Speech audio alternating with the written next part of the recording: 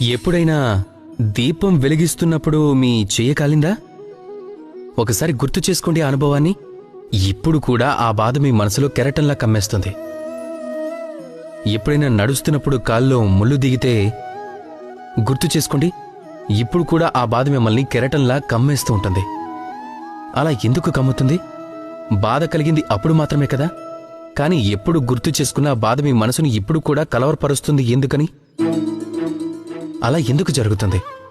జీవితంలో మనం బాధని ఎప్పుడు అనుభవించినా అప్పటి నుండి ఆ బాధను మనతోనే తీసుకువెళ్తూ ఉంటాం. కారణం ఒకటే, చింత. ఎంత బాధనైనా చింత కలిగించినంత కష్టాన్ని, వేదనని ఇంకేదీ కలిగించలేదు.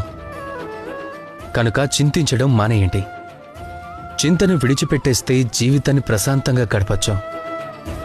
మీరు భూతకాలం, భవిష్యత్తు కాలాల గురించి చింతించడం మానేయండి. వాటి గురించి ఆలోచించడం మానేయండి. మీరు చేయాల్సింది ఒకటే, ఎట్టి పరిస్థితుల్లోనూ ఈ రోజు ఇప్పుడు ప్రశాంతంగా ఉండాలనుకోవడం. అలా ఉండటం ఒకవేళ మీరు ఆరంభిస్తే కనుక అప్పుడు చూడండి, రాబోయే రేపు, ఎల్లుండి, వచ్చే వారం, వచ్చే నెల, వచ్చే ఏడాది, ఆపై ఏడాది, తమ జీవితం అంతా కూడా తమరికి కేవలం ప్రశాంతత మాత్రమే లభిస్తుంది. అందుకే చింతించడం అని ప్రశాంతంగా ఉండండి. రాధాకృష్ణ.